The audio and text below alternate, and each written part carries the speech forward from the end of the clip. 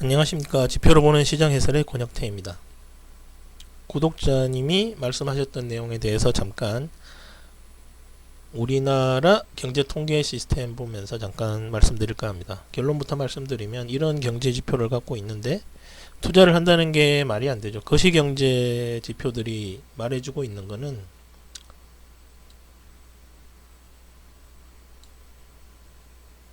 크게 이제 안 좋다는 얘기거든요. 그런데 그 사이에서 우량 기업을 찾아서 투자를 한다. 말이 되는 이야기인가요? 일반인들이? 무슨 경제학 박사도 아니고. 기준금리 먼저 보겠습니다. 기준금리 보시면 2.5%로 미국 따라가고 있죠. 저희는 미국만큼 이렇게 기준금리 함부로 못 올립니다. 부동산 시장의 자산이 워낙에 커서 대한민국 주무르고 있는 몇몇 건모족, 모모족 등등이 지들이 박살 나는데 이걸 올리겠습니까? 미국 따라가는 거죠. 그리고 노동시장 보겠습니다. 내수경제 노동시장 실업률 2.9%인데 미국보다 더 좋죠. 근데 내부 구성을 살펴보면 그렇지 않습니다. 경제활동 인구가 팬데믹 기준으로 보면 오히려 더 늘었습니다. 그만큼 먹고 살기 힘들다는 얘기죠. 빡빡합니다.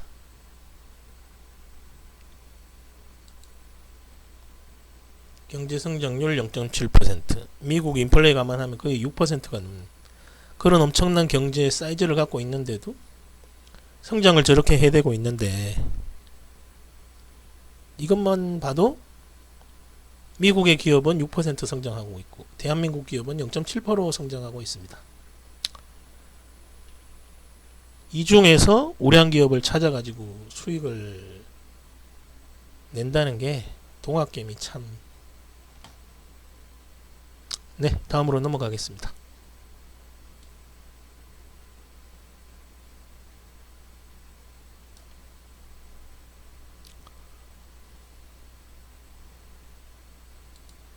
GDP 보시면 GDP는 계속 성장하고 있습니다. 어찌되었든. 그리고 1인당 GNI가 사실 제일 중요하죠. 계속 증가하고 있습니다.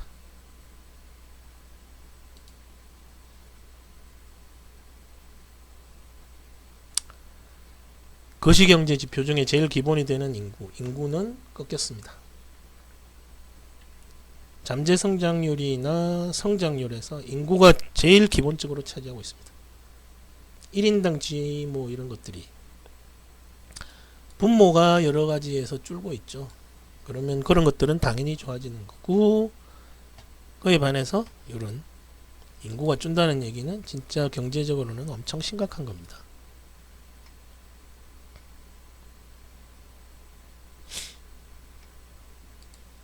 네, 다음으로 미국처럼 물가 보겠습니다. 물가 전년 동기 대비 5.7% 올랐습니다. 물가가 이렇게 올랐는데 명목 GDP는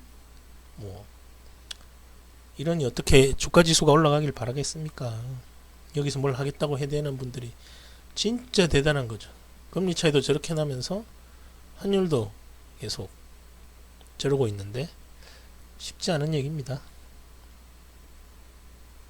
그러니 당연히 코스피 지수는 내려올 수밖에 없고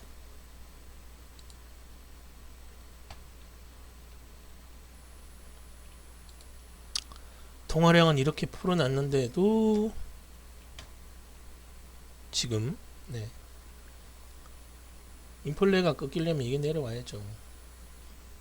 내려올 기미가 안 보이지 않습니까? 우리나라처럼 수출입 경제는 이것도 역시 쉽지 않은 얘기입니다.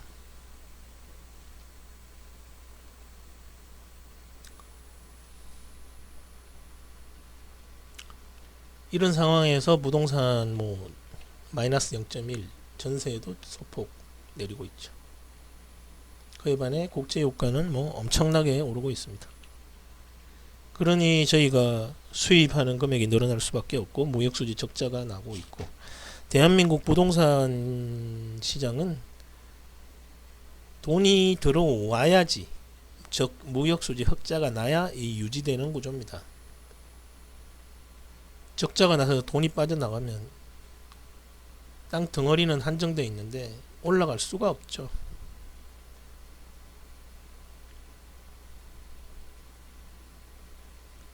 네, 뭐 전반적으로 부정적인 얘기만 들어서 대단히 죄송합니다만 이렇게 해서 국내에는 투자를 하지 않는 게 정답이다.